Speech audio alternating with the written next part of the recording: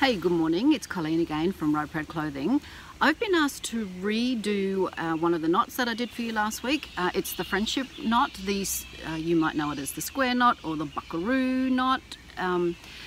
Yeah, I agree. I didn't give very good instructions, so I'm here to try and do that again. What I thought I'd do is show you the knot finished, which is this. This is the knot that we'll be tying, and you can see it's a square knot.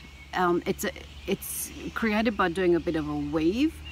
It's not difficult, but it does look complicated when it's finished.